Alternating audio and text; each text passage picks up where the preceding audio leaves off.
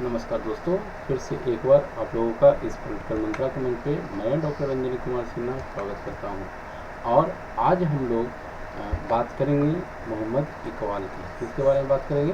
मोहम्मद इकबाल के बारे में बात करेंगे, ठीक है ना। अच्छा, इसके पहले मैं आप लोग से हमेशा यह कहता रहा हूँ कि जो है आप पूर्व का वीडियो भी देख लें, जो आईपीटी पे है या वेस्टर्न पॉलिटिकल थॉट पे है या अन्य किसी भी यूनिट से जुड़ा हुआ है, उस चीज़ को आप पूरा देख लें ताकि आपको एक कंटेंट आप शॉर्ट नोट्स या लॉन्ग नोट्स जैसे भी आप बनाना चाहें उस तरह से आप बना सकें, ठीक है ना। देखिए, एक जो है मैं इस तरह से अपने आप को रखता हूँ अटैच कि ताकि कुछ न कुछ जो है किसी न किसी से सीखते रहना चाहिए। मैं ऐसा सोच के रखता हूँ, चाहे वो बुक्स खुद पढ़ करके या किसी का वीडियो देख करके या किसी टीचर से बात करके या फ्रेंड से चर्चा करके, है ना। तो ये इस तरह की एक्टिविटीज़ मैं आपसे भी चाहूँगा कि आप जो है अपने आप को रिलेट करें और क्यूज में पार्टिसिपेट कर करके, है ना। तो अपने को अटैच जब आप रखेंगे तो आपको उसका लाभ जरूर मिलेगा। मैं ऐसा इसलिए बोल रहा हूँ क्योंकि ऐसा जब आप करेंगे ना तो आपको सब्जेक्ट की जानकारी जो है बनी रहेगी और कुछ ना कुछ आप हमेशा जो है सीखते रहेंगे, ठीक है।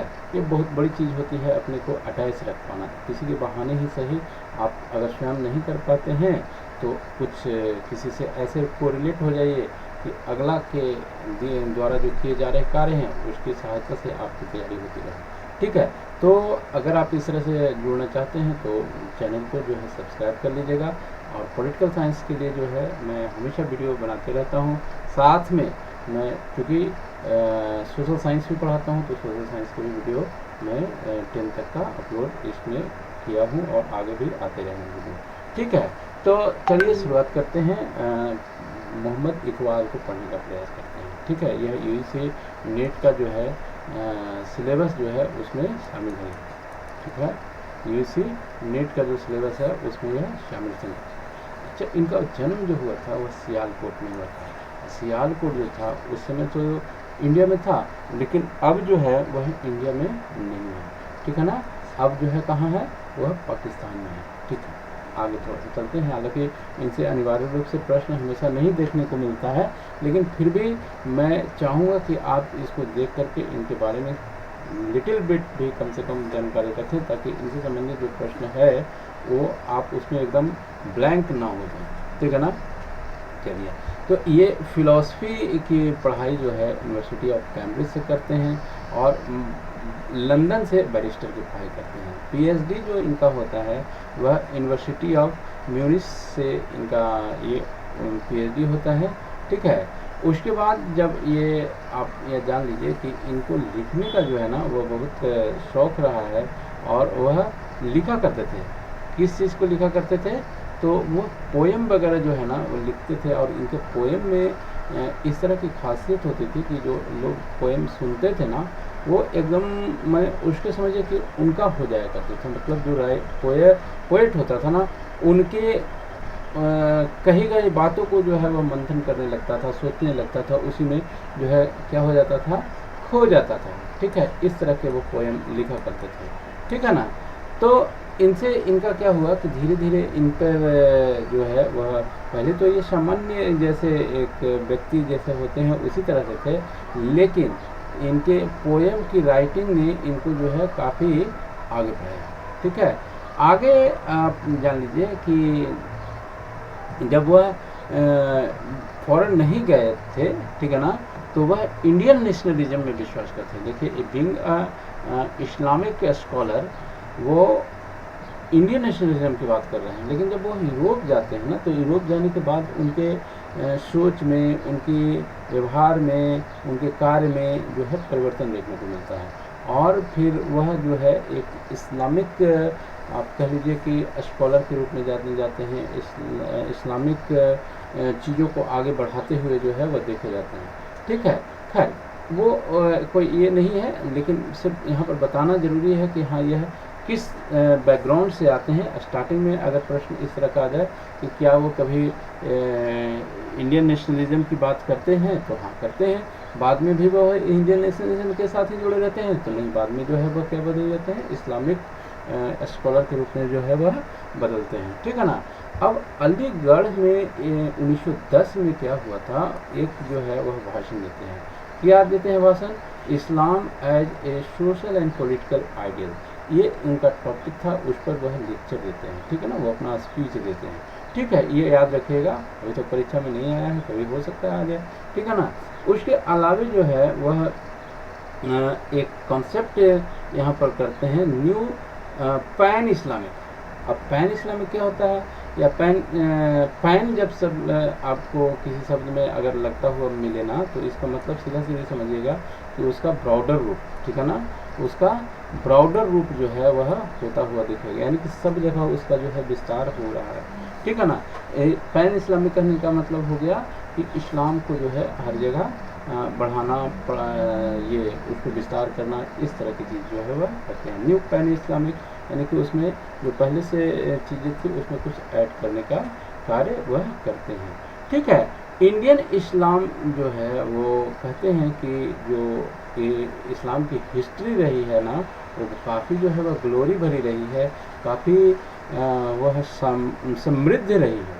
और जब वह दूसरी जगह जाते हैं और देखते हैं तो उनको लगता है, दूसरी जगह क्या, जब वो यूरोप जाते हैं ना, तो यूरोप जाते हैं तो वह देखते हैं तो उनको लगता है कि यार जो इंडिया के मुस्लिम हैं ना, उनको वो उतने राइट्स नहीं प्राप्त हैं जितने कि जो है यहाँ पर लोगों को प्राप्त हैं।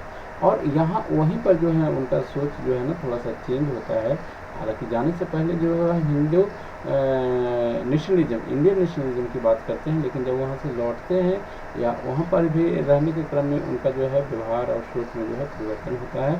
और इस कारण से वह लिखते हैं कि इस्लाम जो है वह अपना ग्लोरी जो है वह लॉस्ट कर दिया है, खो दिया है, उसको फिर से जो है उसको प्राप्त करने की आवश्यकता है, ठीक है ना।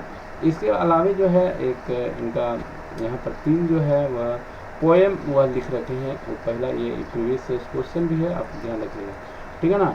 शिकवा और जवाब शिकवा, ठीक है, और खिज ए राह, 3 जो है आप इसको याद रखिएगा कि शिकवा, जवाब शिकवा और खिज ए राह। शिकवा यानी कि किसी से शिकायत करना, और जवाब शिकवा मतलब माने उस शिकवा का जो है जवाब देना, और खिज ए राह मतलब जो है आप कुछ अच्छे कार्य करने के लिए जो है इस तरह की चीज़ें जो होती है उससे संबंधित है, ठीक है ना। अब यहाँ पर आप एक चीज़ और यहाँ पर समझिएगा, हालांकि ये मैं पहले भी बता दिया हूँ कि जो है मुस्लिम डाउनफॉल हुआ है, ठीक है ना। एक चीज़ यहाँ पर और देखिएगा, जो होली प्रॉफिट होता है, होली प्रॉफिट को PBUH भी से इसको समझा जाता है। हालांकि ये बहुत इंपॉर्टेंट नहीं है, लेकिन फिर भी यहाँ पर मैं नोट कर रखा था, तो उसको आप यहाँ पर चीज़ों को ध्यान रखिएगा। अच्छा, फिर पर्शियन, यहाँ पर एक चीज़ आप देखिए बहुत इंपॉर्टेंट है। आगे जो है ये जब इस तरह की चीज़ें देख रहे होते हैं, हिंदू और मुस्लिम, है ना, ये इस तरह की चीज़ें जब पढ़ रहे होते हैं, लिख रहे होते हैं, और बाहर जाते हैं तो कुछ और नज़र आता है, इंडिया में लौटते हैं तो कुछ और नज़र आता है। तो इनको जो है ना वह एक लिखते हैं असरार ए खुदी। क्या लिखते हैं? असरार ए खुदी। और यह किस लैंग्वेज में लिखते हैं? पर्शियन लैंग्वेज में लिखते हैं। और पर्शियन लैंग्वेज हम लोग जानते हैं कि जो हिंदू लोग होते हैं उनको समझ में नहीं आता है, तो इनका इंटेंशन जो था ना वो जानबूझ के इस तरह के लैंग्वेज में लिखते हैं, जो कि सामान्य हिंदू जो होते हैं वो उनको समझ में नहीं आता है, ठीक है ना।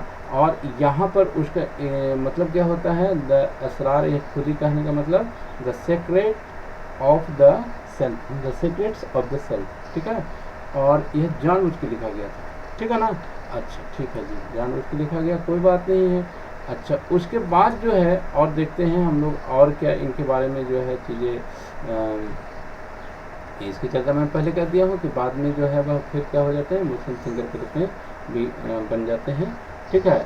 फिर एक जो है रमीज ए बेखुदी, रमीज ए बेखुदी फिर से एक जो है वो पर्शियन लैंग्वेज में उनका एक पोएम आता है, ठीक है। आगे देखिए, यहाँ पर कुछ मैं लिख करके छोड़ दिया हूँ, नहीं समझ में आया होगा या कुछ इम्पोर्टेंट नहीं लगा होगा, इस चलते, ठीक है। तो आगे हम थोड़ा सा और इनके बारे में बात कर लें। The reconstruction of religious thought in Islam, ये एक इनकी पुस्तक है और यह प्रीवियस ईयर क्वेश्चन भी है जहाँ तक हमको ध्यान हो रहा है। Reconstruction of religious thought in Islam 1934 में यह आया हुआ है।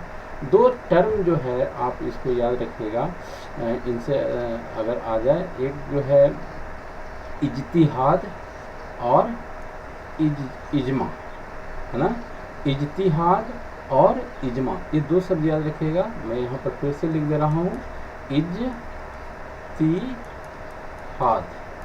ठीक है, और इजमा, ठीक है ना, इसको जरूर याद रखिएगा क्योंकि ये इनसे जुड़े हुए शब्द हैं। और ये कभी अगर जो परीक्षा में आ जाए, इजमा का मतलब होता है सहमति, ठीक है ना, और इज्तिहाद का मतलब होता है कोई लीगल डॉक्यूमेंट, ठीक है। तो अगर इस तरह के आ जाए प्रश्न कि ये शब्द जो है किससे जुड़े हुए हैं, तो आप थोड़ा सा ध्यान रखिएगा।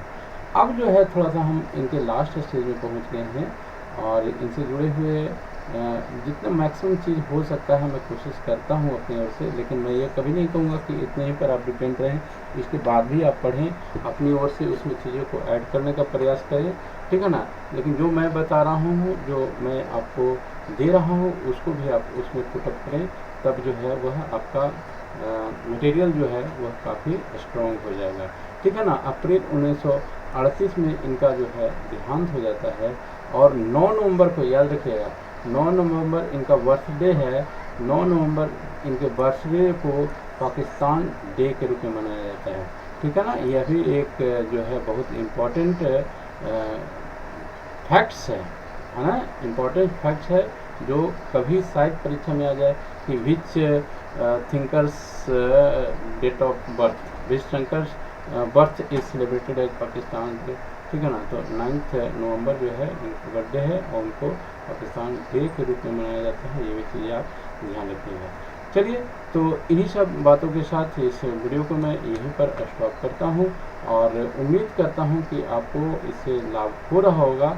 मिलते हैं अगले वीडियो में कुछ इसी तरह के कंटेंट के साथ, तब तक के लिए बाय।